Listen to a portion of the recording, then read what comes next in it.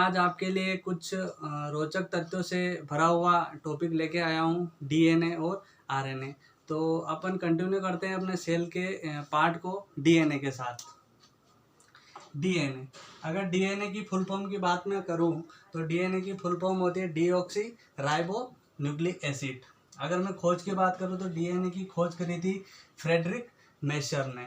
अब डीएनए अपने शरीर में किस फॉर्म में पाया जाता है? तो डीएनए अपने शरीर में पॉली न्यूक्लियोटाइड की फॉर्म में पाया जाता है। अब एक टर्म है यहाँ पर पॉली। पॉली क्या होता है? पॉली का मतलब होता है बहुत सारे, यानी कि अगर बहुत सारे ऐसे छोटे छोटे डीएनए के मॉलिक्यूल्स मिलकर ऐसे डबल चेन बनाकर ऐसे जुड़ते हैं तो जिस स्ट्रक्चर या जिस पदार्थ का निर्माण होता है वो होता है डीएनए। तो डीएनए पॉलीन्यूक्लियोटाइड फॉर्म में पाया जाता है। अब डीएनए होता है क्या? तो अपन ने पिछली क्लास में भी डिस्कस करा था कि डीएनए एक आनुवंशिक पदार्थ होता है, अर्थात जो आनुवंशिक लक्षण है इनको एक पीढ़ी से दूसरी पीढ़ी में ले जाता है। यानी कि जो डीएनए होता है वह पेरेंटल आइडेंटिफिकेशन के भी काम आता है, यानी कि माता पिता है और उनकी जो संतान उत्पन्न होती है उस संतान में क्या क्या कैरेक्टर मिल रहे हैं वो कैरेक्टर कौन बताता है? डीएनए। और डीएनए के अंदर जो है सारी इंफॉर्मेशन स्टोरेज रहती है, इस इंफॉर्मेशन को कौन लेके जाता है? तो जीन के बारे में अपन ने पिछली क्लास में थोड़ा बहुत डिस्कस करा था। अब अपन डिस्कस करते हैं कि जो डीएनए होता है यह किससे मिलकर बना होता है। तो डीएनए मेनली 3 प्रकार के पदार्थों से मिलकर बना होता है। पहला होता है नाइट्रोजनी क्षार, पेंटोज शर्करा और फॉस्फोरिक अम्ल। अब डीएनए मिलकर किससे बन रहा है? क्षार से। लेकिन अगर मैं इसकी फुल फॉर्म की बात करूं तो इसमें एक न्यूक्लिक एसिड यानी कि अम्ल टर्म आ रही है। तो बना तो ये क्षार से है लेकिन इसके अंदर डीऑक्सी राइबो न्यूक्लिक एसिड यानी कि एसिड पाया जा रहा है।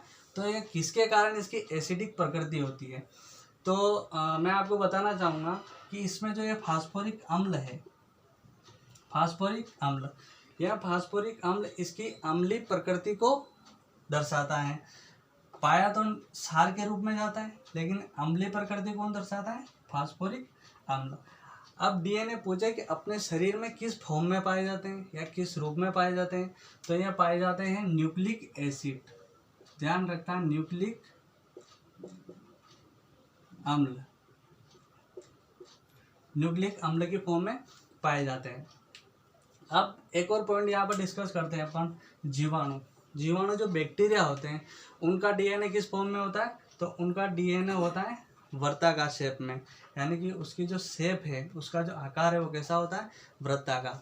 अगर मैं बात करूँ मानव की कि मनुष्य का डीएनए किस फॉर्म में होता है, किस शेप में होता है, तो मनुष्य का डीएनए एक एकल तंतु यानी कि तंतु या एक तारनुमा संरचना में होता है।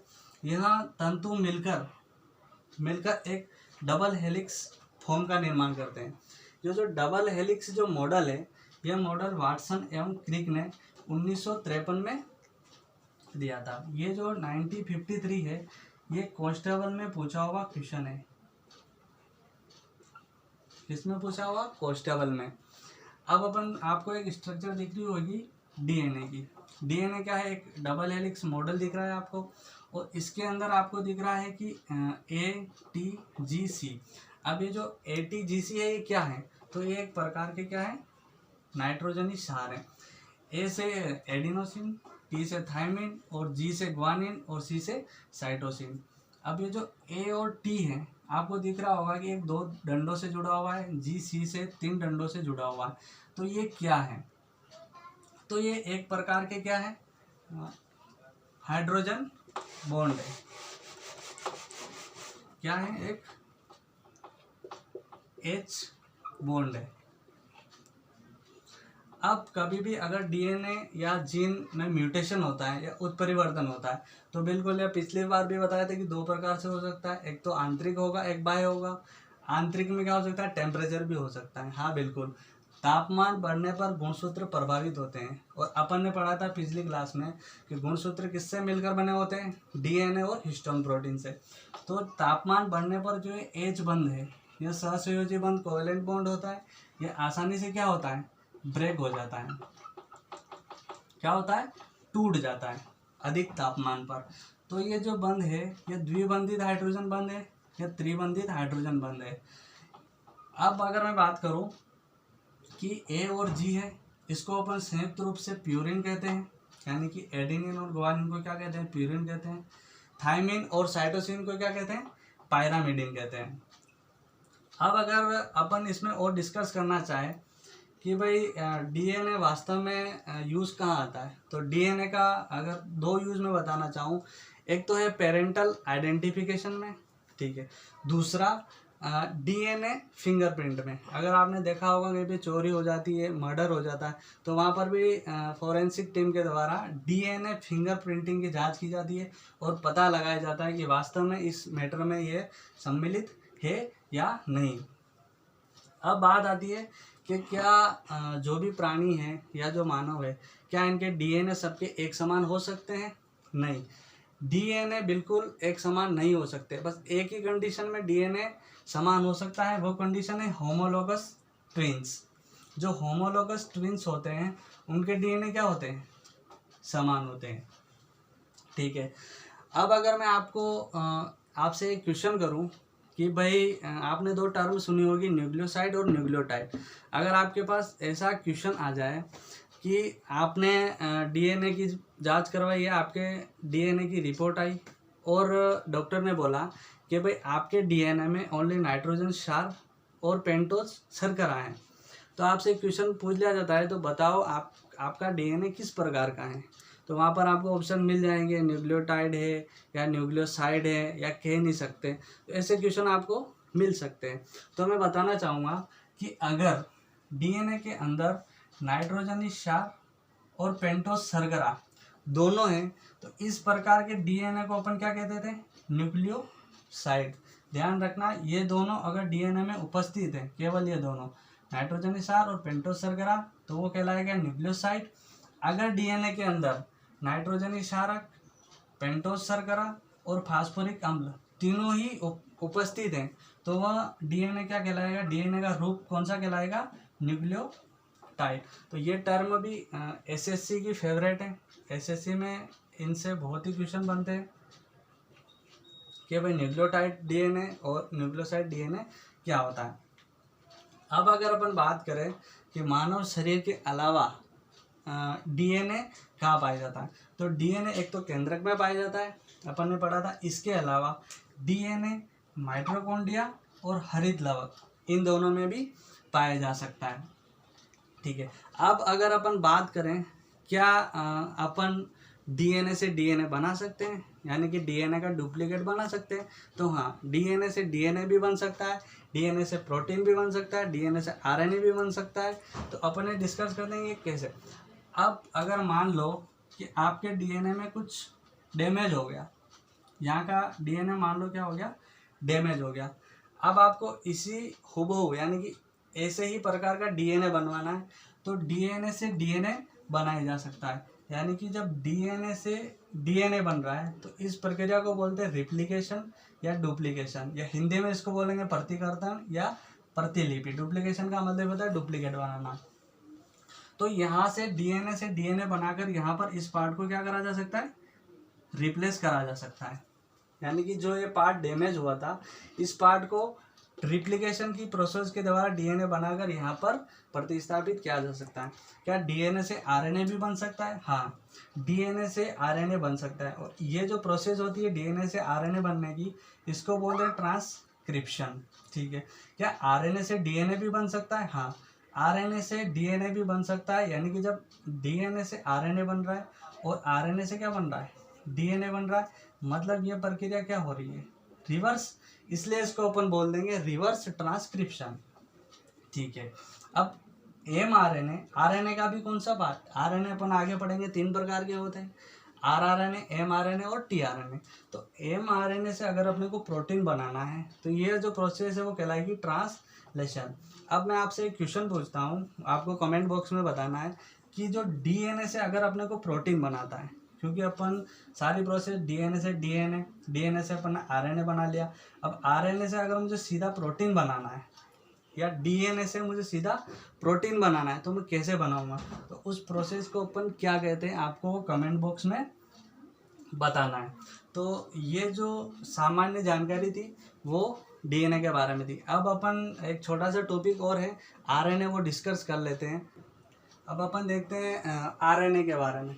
तो आरएनए की खोज और नामकरण किसने किया था? फ्रेडरिक मेशर ने। अगर आरएनए की मैं फुल फॉर्म की बात करूं तो इसके अंदर राइबोस, इसके जो फुल फॉर्म है वो है राइबोस न्यूक्लिक एसिड।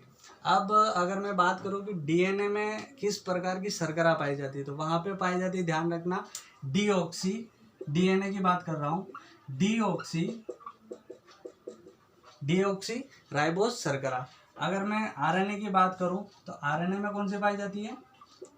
राइबोस। ये क्वेश्चन भी बन जाता है इनकी फुल फॉर्म से कि डीएनए में कौन सी शर्करा, तो डीऑक्सी। और डीऑक्सी में भी किस टाइप की, तो वो पेंटोज। कौन सी? पेंटोज। पेंटोज का मतलब 5 कार्बन सहित जो स्ट्रक्चर है उसको अपन पेंटोज बोल देंगे। और आरएनए में कौन सी? राइबोस शर्करा, राइबोस शर्करा। और इसमें डीऑक्सी राइबोस शर्करा, पूरा ही लिख देता हूँ, डीऑक्सी राइबोस शर्करा। और शर्करा भी कौन सी? पेंटोज। तो अपन बात कर रहे थे आरएनए। आरएनए के मुख्यतः अपन देखें तो 3 प्रकार के होते हैं। कौन कौन से होते हैं? एमआरएनए, आरआरएनए और टीआरएनए। आरएनए जो है वो जो सूक्ष्म जीव होते हैं, उन सूक्ष्म जीवों के लिए आनुवंशिक पदार्थ का कार्य करते हैं प्रॉपरली। मेन कार्य उनका सूक्ष्म जीवों में आनुवंशिक पदार्थों का होता है। लेकिन अगर मैं मानव बात करूं, मानव जीव की बात करूं, तो आरएनए का मुख्य कार्य क्या होता है? प्रोटीन निर्माण। प्रोटीन निर्माण किसमें? मानव में। मानव में ये क्या करते हैं? प्रोटीन निर्माण में, जबकि सूक्ष्म जीवों में आनुवंशिक पदार्थों का कार्य करते हैं। अब इनके जो 3 प्रकार है वो है एमआरएनए, आरआरएनए और टीआरएनए। एमआरएनए की अगर मैं फुल फॉर्म बताऊं तो यह messenger RNA, rRNA ribosomal RNA और टीआरएनए मतलब ट्रांसफर आरएनए। अब ये वर्किंग कैसे करते हैं? अगर मान लो कि डीएनए है, आरएनए मतलब राइबोसोम, और जहाँ पर भी अगर राइबोसोम वर्ड आता है मतलब प्रोटीन का निर्माण करेगा। अगर डीएनए को प्रोटीन की क्या है? आवश्यकता है, प्रोटीन की आवश्यकता है डीएनए को। तो डीएनए तो खुद प्रोटीन बना नहीं सकता है, तो यह कहीं न कहीं से प्रोटीन का अरेंजमेंट करवाएगा। तो ये जो डीएनए है ये सीधा मैसेज पहुंचाएगा एमआरएनए पर, यानी कि मैसेंजर एमआरएनए को बोलेगा कि मुझे प्रोटीन चाहिए। अब एमआरएनए रिप्लाई करेगा कि भाई मेरे पास तो प्रोटीन है ही नहीं। तो ये जो इन्फॉर्मेशन है ये ट्रांसफ़र करेगा टीआरएनए को। अब टीआरएनए का काम है कि यह एमआरएनए तक यह सूचना पहुंचाए कि आरआरएनए तक यह सूचना पहुंचाए कि भाई जो डीएनए है उसको क्या है? प्रोटीन की आवश्यकता है, उसके लिए प्रोटीन का निर्माण करो। तो जो आरआरएनए है ये किसका निर्माण कर देता है? प्रोटीन का निर्माण करेगा। इसका मतलब क्या हुआ? अगर मैं तीनों आरएनए की कंपैरिजन करूं तो यह मेन आरएनए हो गया। मेन आरएनए का मतलब जो कि महत्वपूर्ण है, यानी कि जो वर्किंग है पूरी प्रोटीन बनाने की, वो कौन कर रहा है? आरआरएनए। और अगर मैं इसकी बात करूं तो ये साइज में सबसे छोटा होता है। जो एमआरएनए है ये किस में पाया जाता है? माइटोकॉन्ड्रिया में। यानी कि जो माइटोकॉन्ड्रिया अपन आगे पढ़ेंगे वो एक ऐसा कोशिकांग है, अगर उसको ज़रूरत है प्रोटीन की तो वह स्वयं ही प्रोटीन बना सकता है, क्योंकि उसके राइबोसोम भी होता है और उसके अंदर एमआरएनए भी पाया जाता है। अब जो टीआरएनए है, अब टीआरएनए भी किसके साथ जुड़े रहते हैं? तो इनके लिए भी एक फैक्ट अपन याद कर लेते हैं कि जो एमिनो एसिड होते हैं, एमिनो एसिड, तो जो टीआरएनए है एमिनो एसिड के साथ जुड़े रहते हैं। किसके साथ? एमिनो एसिड के साथ टीआरएनए जुड़े रहते हैं।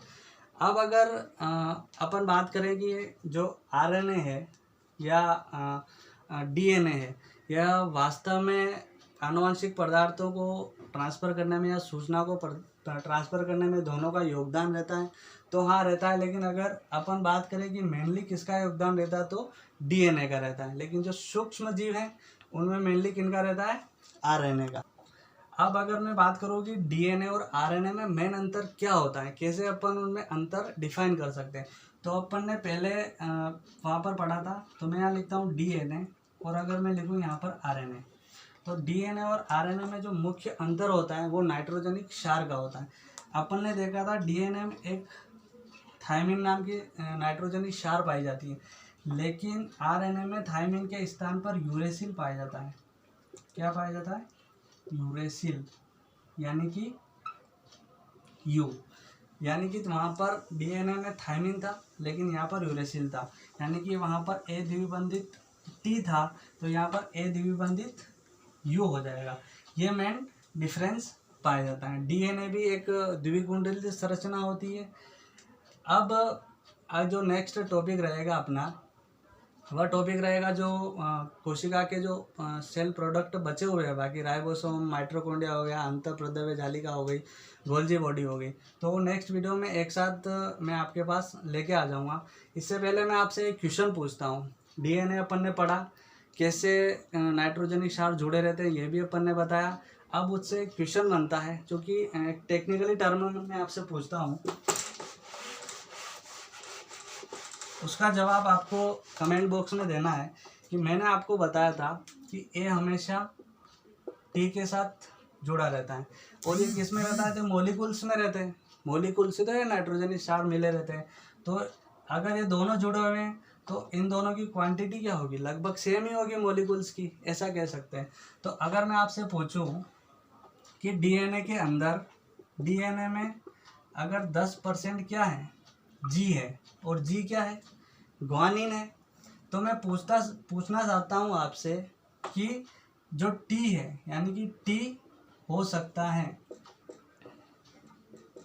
टी हो सकता है, यानी कि अगर मैं पूछूं कि डीएनए में अगर 10% जी यानी कि ग्वानिन है तो थायमिन कितना हो सकता है? ऑप्शन पे अपन लिख सकते हैं 10%, 20%, 40% या 80%। तो आपको इनमें से ऑप्शन सेलेक्ट करना है और सोचना है कि कौन सा ऑप्शन होगा। तो आज के वीडियो में बस इतना ही। अब नेक्स्ट वीडियो में मैं आपके लिए लेके आऊँगा जो भी सेल प्रोडक्ट है वो। आप इस क्वेश्चन का जो जवाब है उसको कमेंट बॉक्स में ज़रूर दें, क्योंकि अगर आप इस पर अभी मेहनत कर लोगे तो यह जो क्वेश्चन अगर आपको एसआई में मिल जाता है तो वहाँ आपको मेहनत करने की ज़रूरत नहीं है। और ये क्वेश्चन मैं मन से नहीं दे रहा हूँ, ये क्वेश्चन MPSI 2016 का है। आप देखकर भी बता सकते हैं, क्योंकि अगर आप इसको एक बार देख लोगे तो ये पैटर्न आपको समझ में आ जाएगा। ठीक है, तो आज के वीडियो में इतना ही। अब अपन मिलते हैं नेक्स्ट वीडियो में कुछ नए रोचक तथ्यों के साथ। तब तक आप इनको पढ़िए, इनके क्वेश्चन लगाइए। जय हिंद, जय भारत।